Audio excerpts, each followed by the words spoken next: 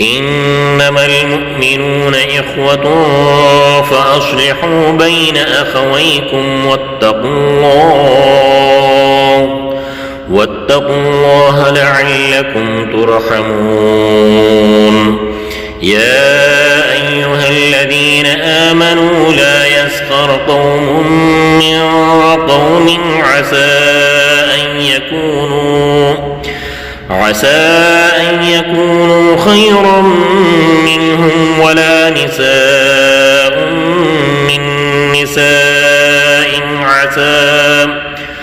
من نساء عسى أن يكن خيرا منهن ولا تلمزوا أنفسكم ولا تنابزوا بالألقاب بئس الاسم الفسوق بعد الإيمان ومن لم يتب فأولئك هم الظالمون يا أيها الذين آمنوا اجتنبوا كثيرا من الظن إن بعض الظن إثم ولا تجسسوا ولا يعتب بعضكم بعضا أيحب أحدكم أن يأكل لحم أخيه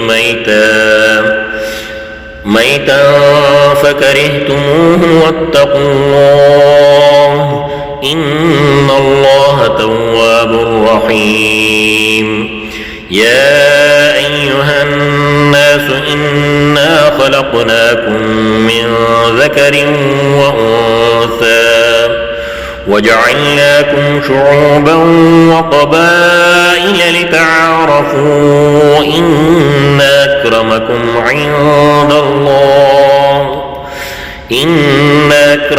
عند الله أتقاكم إن الله عليم خبير قالت الأعراب آمنا قل لم تؤمنوا ولكن قولوا أسلمنا ولما يدخل الإيمان في قلوبكم وإن تطيعوا الله ورسوله لا يلدكم من أعمالكم شيئا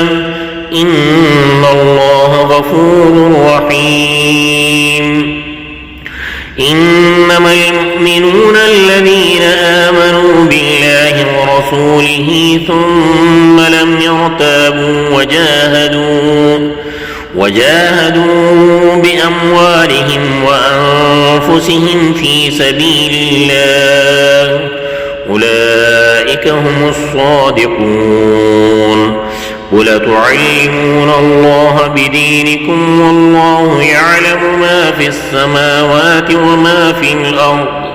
والله بكل شيء عليم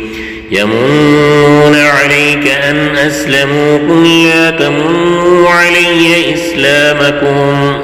بل الله يمن عليكم أن هداكم للإيمان إن كنتم صادقين إن الله يعلم غيب السماوات والأرض والله بصير بما تعملون صدق الله العظيم.